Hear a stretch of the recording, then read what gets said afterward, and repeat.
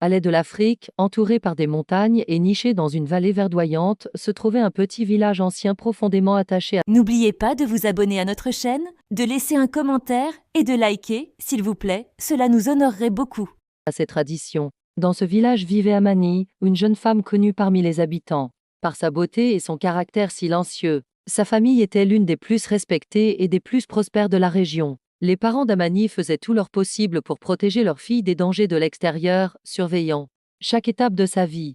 Avec des employés affectés à la sécurité autour de la maison et des cours particuliers dispensés par des professeurs respectés du coin, Amani était entourée d'un environnement contrôlé et protégé. Son prénom, Amani, signifiait paix. Pourtant, cette paix s'accompagnait toujours d'une inquiétude au fond de son âme. Sa famille voulait qu'elle devienne une personne indépendante, mais sans jamais souffrir ni être blessée. C'est pourquoi ils cherchèrent la meilleure option pour son éducation, celle qui était la plus prestigieuse et en même temps la plus sûre. Leur décision fut finalement prise, ils allèrent envoyer leur fille en Turquie, dans la ville d'Edirne, pour étudier dans la prestigieuse faculté de pharmacie. Elle serait loin, mais elle vivrait chez une famille de confiance et tout serait suivi de près. Malgré cette décision, ils ressentaient un profond malaise, car le monde extérieur représentait toujours une menace pour leur fille, qu'ils avaient élevée avec tant de soin. Amani n'attirait pas l'attention uniquement par sa beauté, elle fascinait. Dans ses yeux noisettes, il y avait une tristesse imprégnée des traces du passé. Sa peau couleur caramel et ses cheveux noirs, finement tressés, portaient en eux la grâce et la tradition de son pays d'origine. Mais derrière toute cette élégance se cachait une âme prudente, repliée sur elle-même face aux foules et méfiante de l'inconnu. En arrivant en Turquie, les différences culturelles, la barrière de la langue et la solitude la marquèrent profondément. Néanmoins, grâce à la chaleur de ses camarades universitaires, à l'atmosphère accueillante de la faculté, et surtout au soutien compréhensif de Burak, elle commença peu à peu à sortir de sa coquille. Son ami le plus proche était Burak. Depuis son enfance, Burak avait cette capacité à inspirer confiance aux gens avec sa nature sincère et chaleureuse. Son père était vétérinaire et sa mère, qui avait enseigné pendant des années dans une école de village, venait d'une famille humble mais digne. Passionné de lecture et profondément intéressé par la psychologie humaine, Burak était devenu le confident de ceux qui l'entouraient. Les sentiments qu'il éprouvait pour Amani dépassaient depuis longtemps les frontières de l'amitié, même si cela ne se devinait pas au premier regard. Ils passaient souvent de longs moments à discuter dans les endroits les plus calmes du campus. Amani racontait ses frères et sœurs restés au pays, le thé au gingembre de sa mère et les prières matinales de son père sur la véranda. De son côté, Burak partageait son enfance passée dans les vieilles rues pavées d'Edirne, son premier vélo et la raison pour laquelle il avait choisi la pharmacie. Lorsque leurs regards se croisaient durant ces échanges, le temps semblait suspendu un instant. Mais Burak n'avait jamais eu le courage d'exprimer ce qu'il ressentait. Dans les yeux d'Amani, il voyait non pas lui-même, mais un désir, un rêve lointain. Il se contentait d'être présent auprès d'elle, pensant que voir son sourire suffisait à apaiser son cœur. Pourtant, au fond de lui, il gardait l'espoir de tout lui révéler un jour. Lors du stage d'été de leur 3e année, Amani commença à travailler dans l'une des pharmacies les plus anciennes et les plus célèbres d'Edirne. La pharmacie Ifa Exa. Située dans un bâtiment en pierre préservant encore son caractère historique, la pharmacie ne contenait pas seulement des médicaments sur ses étagères, mais aussi un héritage d'histoire et de savoir transmis à travers le temps. En blouse blanche, Amani paraissait encore plus élégante et professionnelle. Au début, elle se montrait un peu timide en interagissant avec les clients, mais grâce au soutien de Madame Nekla, la pharmacienne, elle gagna de plus en plus en confiance. Jour après jour, Amani maîtrisait des compétences comme lire des ordonnances, interpréter des notices de médicaments et s'occuper de patients âgés. Madame Nekla lui donnait parfois des leçons de vie sur le métier. La pharmacie, ce n'est pas seulement les médicaments, ma fille, c'est aussi inspirer la confiance. Les employés de la pharmacie témoignaient également respect et affection envers Amani. Lors des postés, ils s'asseyaient ensemble et écoutaient Amani raconter son pays natal, ses frères et sœurs, et ils écoutaient Amani leur parler des méthodes de guérison traditionnelles d'Afrique. Elle écoutait également avec intérêt les légendes urbaines qu'il racontait et les potins du quartier, et elle devenait peu à peu une partie intégrante de ce groupe, en réalisant que son travail ne consistait pas seulement à donner des médicaments, mais aussi à tisser des liens avec les gens. Sa relation avec eux devenait de plus en plus profonde. Un matin, une vieille femme lui donna une accolade, en lui disant « Ma fille, tes mains sont pleines de bienfaits ». Les yeux d'Amani se remplirent de larmes.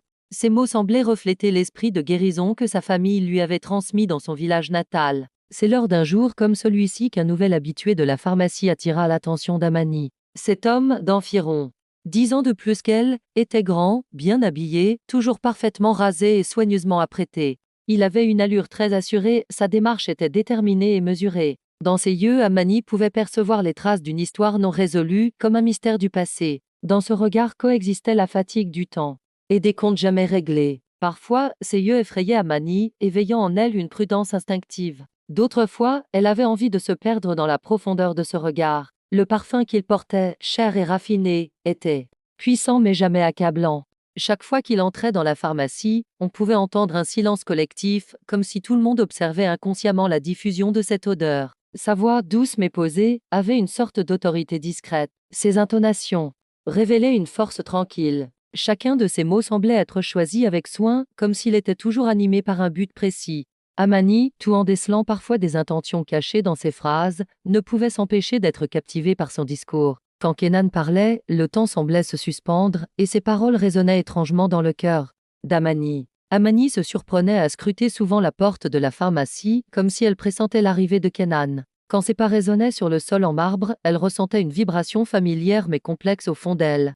C'était comme si son âme réagissait déjà à la présence de cet homme, comme si elle devinait ses approches. Était-ce de l'amour, une admiration, ou simplement une curiosité pour l'inconnu? Mais même Annie n'en était pas sûre. Mais chaque conversation laissait une empreinte. Les mots choisis par Kenan, les significations cachées dans ses regards résonnaient longtemps dans l'esprit d'Amani, suscitant en elle une curiosité profonde.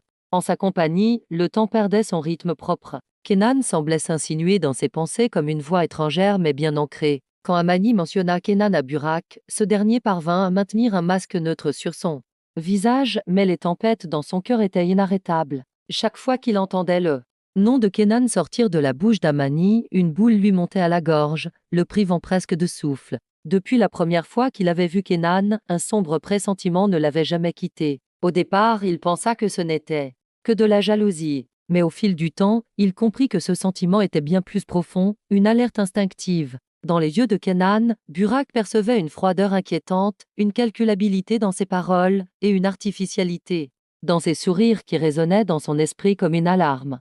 Alors que tout le monde semblait charmé par l'élégance et la présence captivante de Kenan, Burak lui voyait au-delà, il distinguait ce voile sombre, cette façade derrière laquelle une autre réalité semblait se cacher. Quelque chose clochait. Kenan était trop impeccable, trop visible, mais d'une manière trop artificielle. Et une chose était certaine pour Burak, cet homme n'était pas ordinaire.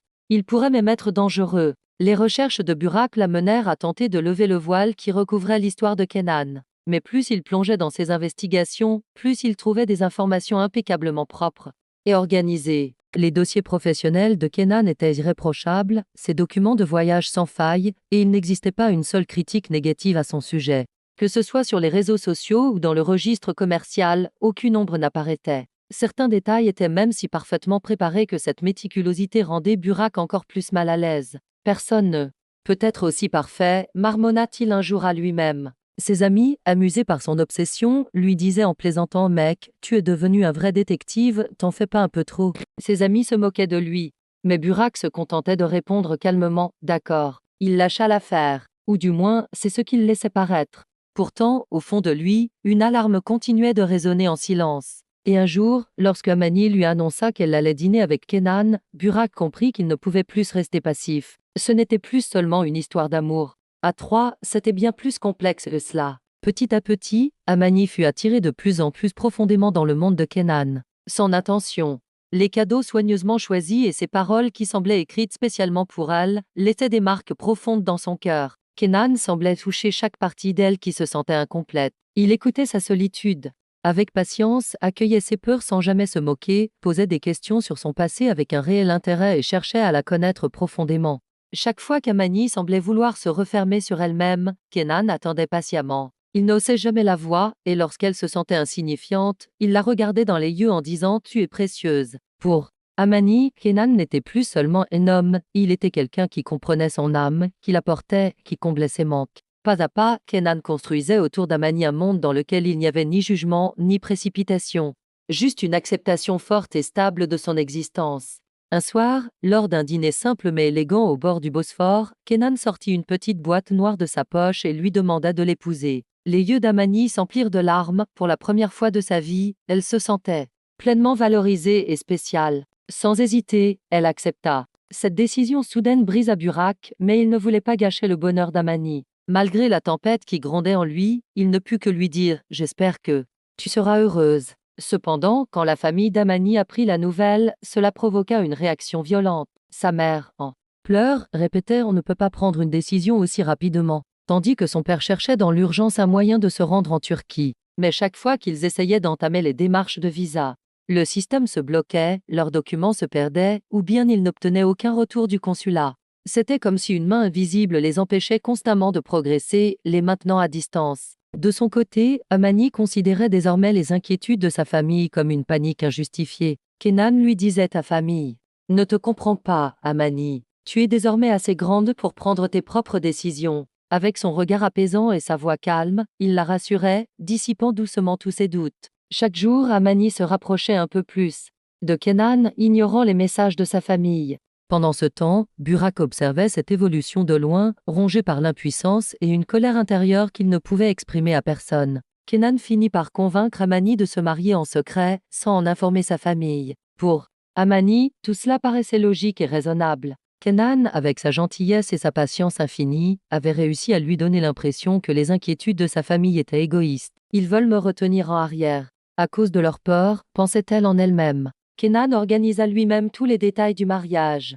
Peu à peu, Amani prit ses distances avec ses études, acceptant cela comme une évolution normale. Elle commença par rater des cours, abandonna son stage, puis suspendit son inscription à l'université. Au début, la vie dans la maison de Kenan semblait bien ordonnée et chaleureuse. Il y avait un chauffeur privé, un cuisinier et une équipe de personnel discret pour gérer la maison. Chaque matin, le petit déjeuner était prêt pour Amani, et tout au long de la journée, on lui apportait des livres, des cadeaux, des vêtements. Kenan semblait créer un véritable conte de fées. Mais progressivement, la face cachée de ce conte de fées commença à se dévoiler. Kenan se mit à poser de plus en plus de questions. « À qui as-tu parlé aujourd'hui ? Où regardais-tu en sortant ?» Au début, Amani interpréta cela comme de l'attention, mais rapidement. L'envie de contrôle de Kenan s'était rapidement intensifiée au fil du temps. Chaque message reçu sur le téléphone d'Amani était interrogée, et chaque fois qu'elle voulait sortir seule, il lui demandait pourquoi elle ne voulait pas qu'il l'accompagne.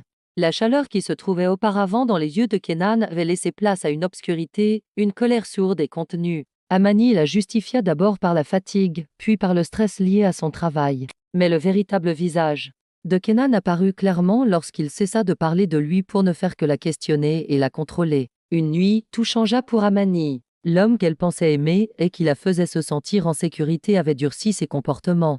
Ses regards s'étaient faits distants, ses mots semblaient lourds, presque étrangers. L'obscurité intérieure de Kenan ne pouvait plus être dissimulée. Peu à peu, Amani devint plus silencieuse et repliée sur elle-même. Elle ne se sentait plus en sécurité auprès de Kenan, mais plutôt nerveuse, sur le qui-vive. Souvent, elle passait des heures seule dans sa chambre, assise à regarder le mur sans rien dire. Avec le temps, sa voix s'estompa et la lumière dans ses yeux s'éteignit. La maison de Kenan n'était plus un refuge, mais une prison, invisible et oppressante. Kenan avait asservi non seulement son corps, mais aussi son esprit.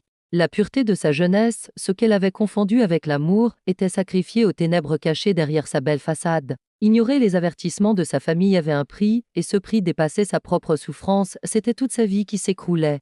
Elle fut contrainte d'abandonner ses études. Elle perdit contact avec ses amis, et même avec Burak. Son téléphone restait éteint la plupart du temps. Le silence qui régnait dans cette maison s'était infiltré dans son âme. Kenan la faisait taire en menaçant de tout révéler à sa famille. Pendant ce temps, ses parents, sans nouvelles de leur fille, s'éteignaient peu à peu. Sa mère, chaque matin, priait en pleurant sur la véranda, demandant le retour de sa fille. Son père, désespéré, essayait coûte que coûte de trouver un moyen de se rendre à Edirne. Mais à chaque tentative, des obstacles surgissaient.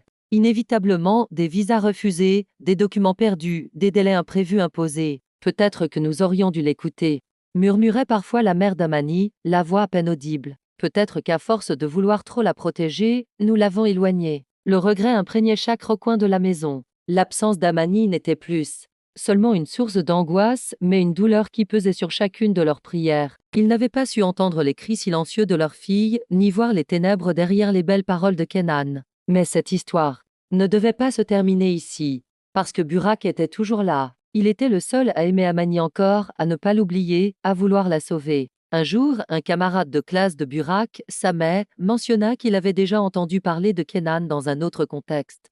Le père de sa mère, employé au département financier d'une entreprise travaillant dans le commerce international, avait vu le nom de Kenan apparaître lors d'accords réalisés avec certains pays d'Afrique. En apprenant cela, Burak se remit à enquêter avec acharnement. Plus il plongeait dans ses recherches en ligne, plus il trouvait des bribes d'informations troublantes, des articles suspects, d'anciens blogs, des sujets de forums supprimés. Tout semblait avoir été effacé rapidement, mais en rassemblant les morceaux, un tableau inquiétant apparaissait.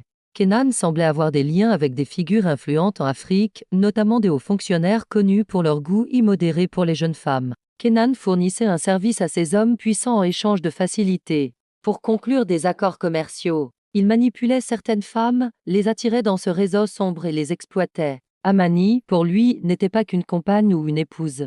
Elle représentait aussi une clé vers son pays d'origine d'un point de vue stratégique, tout comme il l'avait fait avec d'autres jeunes femmes avant elle, abandonnées une fois leur utilité perdue. Burak fut anéanti par cette révélation.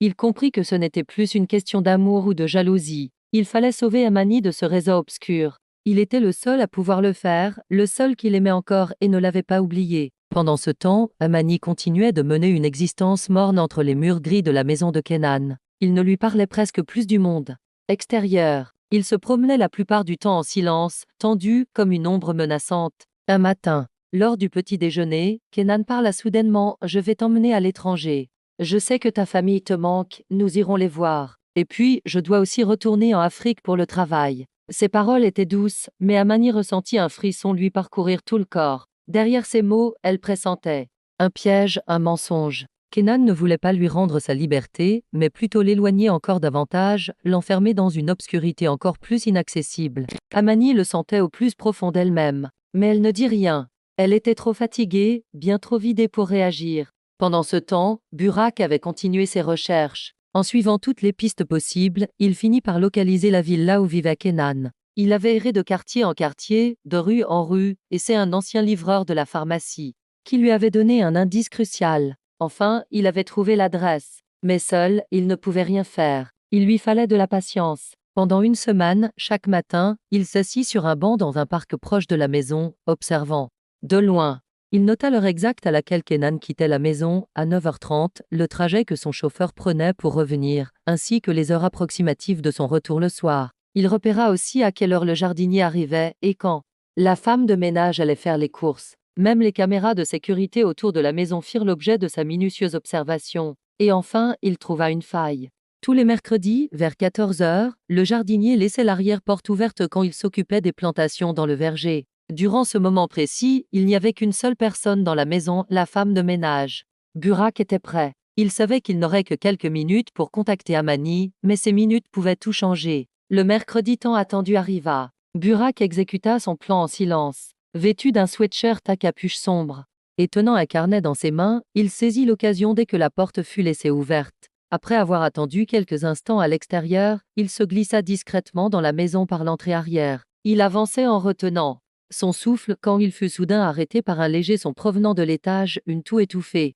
Ce son, il le reconnut immédiatement. C'était celle d'Amani. Avec précaution, Burak s'approcha d'une porte légèrement entr'ouverte. À travers l'entrebâillement, il aperçut une pièce faiblement éclairée et, dans un coin près de la fenêtre, il la vit. Amani était assise, enveloppée dans une fine couverture. Ses cheveux étaient en désordre, le contour de ses yeux marqué par des cernes violets, ses lèvres sèches et gercées. Quand leurs regards se croisèrent, elle ne le reconnut pas immédiatement. Puis, comme dans un murmure, il prononça son nom Amani. Amani tourna la tête, abasourdie. Elle essaya de se lever, mais perdit l'équilibre et retomba sur le sol. Burak entra rapidement dans la pièce, s'agenouilla à côté d'elle et la retint. « Je suis venu te chercher, lui dit-il. » Mais Amani secoua la tête avec effroi. « Non, non. Burak, il te tuera. Pars, laisse-moi. » Les yeux de Burak s'emplirent de larmes, mais sa voix était ferme. « Ne pense pas à moi. Je suis ici pour te sortir. Je te promets que tu n'es plus seule. » Amani, tremblante, murmura à son oreille les coordonnées de sa famille. « Contacte-les. Quoi qu'il arrive. Je ne veux pas mourir sans les revoir. » Burak sortit un petit bout de papier de sa poche et y nota rapidement les informations. Puis il se tourna vers elle, lui serrant les épaules avec douceur. « D'accord. Je vais les retrouver d'abord. Et après, je viendrai te chercher. Ce cauchemar va prendre fin. Je te le promets. » À ce moment-là, une lueur d'espoir apparut pour la première fois dans les yeux d'Amani. Ses lèvres s'entr'ouvrirent pour murmurer un faible merci. Burak, déterminé, quitta la maison aussi discrètement qu'il y était entré. Ce soir-là, grâce à la connexion d'une organisation d'aide internationale, la famille d'Amani put être contactée. Lorsqu'ils apprirent la nouvelle, ils furent anéantis, mais ils passèrent. Pendant ce temps, Burak avait continué ses recherches. En suivant toutes les pistes possibles, il finit par localiser la villa où vivait Kenan. Il avait erré de quartier en quartier, de rue en rue, et c'est un ancien livreur de la pharmacie qui lui avait donné un indice crucial. Enfin, il avait trouvé l'adresse. Mais seul, il ne pouvait rien faire. Il lui fallait de la patience. Pendant une semaine, chaque matin, il s'assit sur un banc dans un parc proche de la maison, observant. De loin. Il nota l'heure exacte à laquelle Kenan quittait la maison, à 9h30, le trajet que son chauffeur prenait pour revenir, ainsi que les heures approximatives de son retour le soir. Il repéra aussi à quelle heure le jardinier arrivait et quand la femme de ménage allait faire les courses. Même les caméras de sécurité autour de la maison firent l'objet de sa minutieuse observation. Et enfin, il trouva une faille. Tous les mercredis, vers 14h, le jardinier laissait l'arrière-porte ouverte quand il s'occupait des plantations dans le verger. Durant ce moment précis, il n'y avait qu'une seule personne dans la maison, la femme de ménage. Burak était prêt. Il savait qu'il n'aurait que quelques minutes pour contacter Amani, mais ces minutes pouvaient tout changer. Le mercredi tant attendu arriva. Burak exécuta son plan en silence. Vêtu d'un sweatshirt à capuche sombre et tenant un carnet dans ses mains, il saisit l'occasion dès que la porte fut laissée ouverte. Après avoir attendu quelques instants à l'extérieur, il se glissa discrètement dans la maison par l'entrée arrière. Il avançait en retenant son souffle quand il fut soudain arrêté par un léger son provenant de l'étage, une toux étouffée.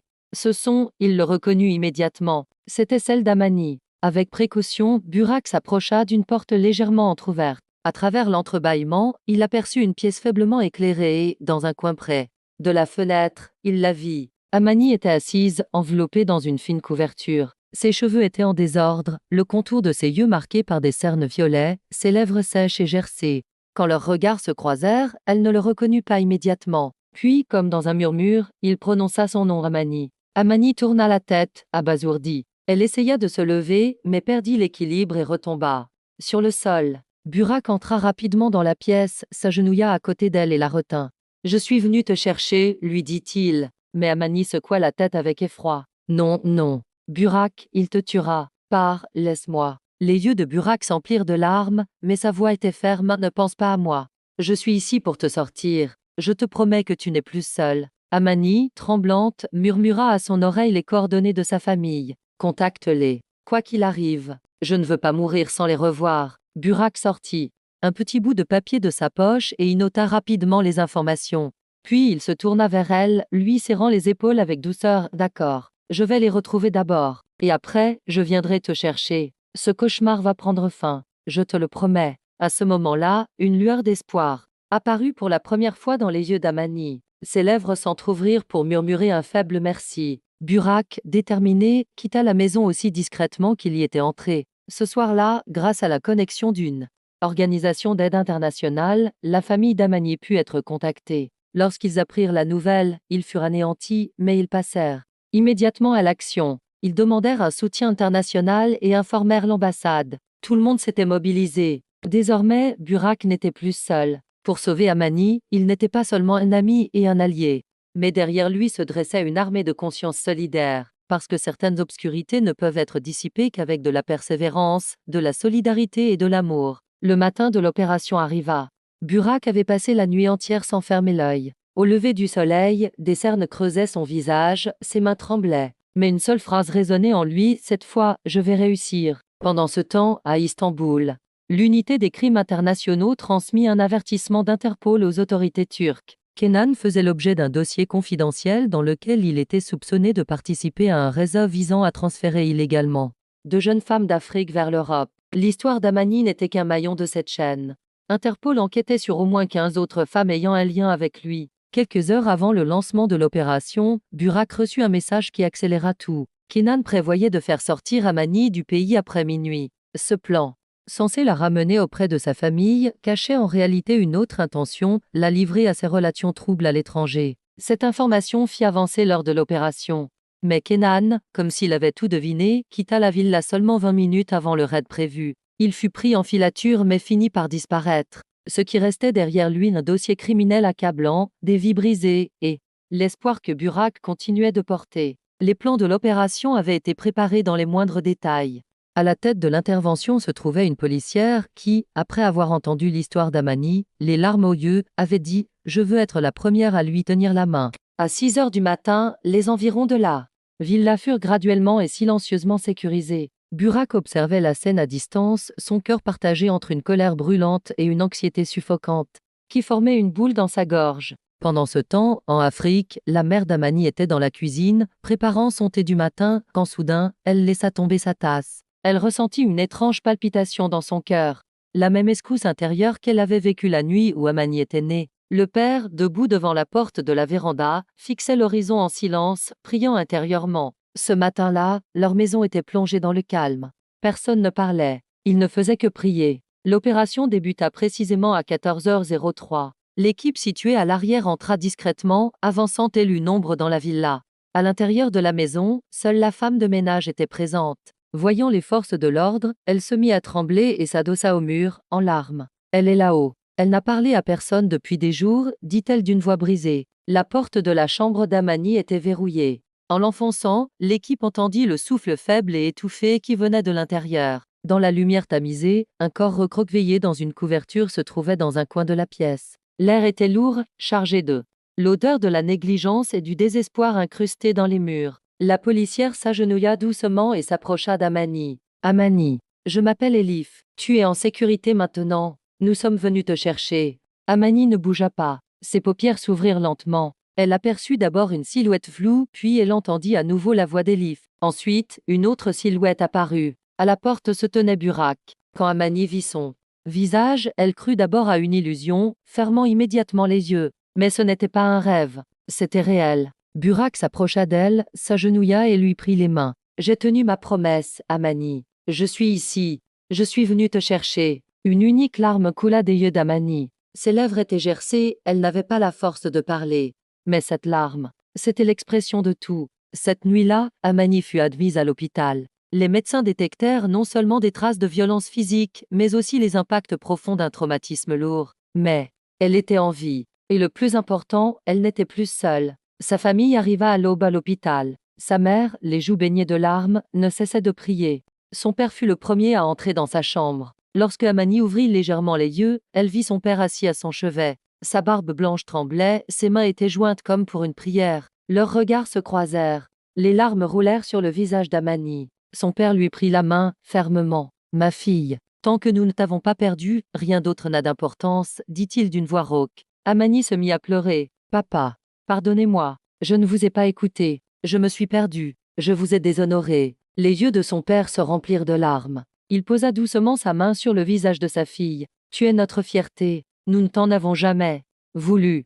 Ma fille, tu as seulement fait confiance, beaucoup trop. Ce n'est pas ta faute. Désormais, nous sommes là. Nous ne te laisserons plus jamais seule. » À cet instant, Amani sentit le poids qui oppressait son cœur depuis des années s'alléger. Un peu, elle comprit qu'elle avait enfin un refuge, un port sur où elle pourrait revenir. Père et fille restèrent longtemps silencieux, s'enlaçant dans la chambre d'hôpital. Seul leur cœur parlait. Les blessures étaient là, mais ils les guériraient ensemble. Avant de monter dans l'avion, Amani se retourna vers Burak. « Tu m'as sauvé. Mais il me faudra du temps pour me reconstruire. Je ne vais nulle part. Je serai là chaque fois que tu auras besoin de moi, » répondit Burak. Lorsque l'avion décolla, Amani posa sa tête contre le dossier de son siège et inspira profondément pour la première fois depuis longtemps. Ce n'était pas une fuite, mais un retour à elle-même, à sa famille et à son avenir. Et surtout, désormais, elle ne croyait plus à personne d'autre qu'à sa propre vérité.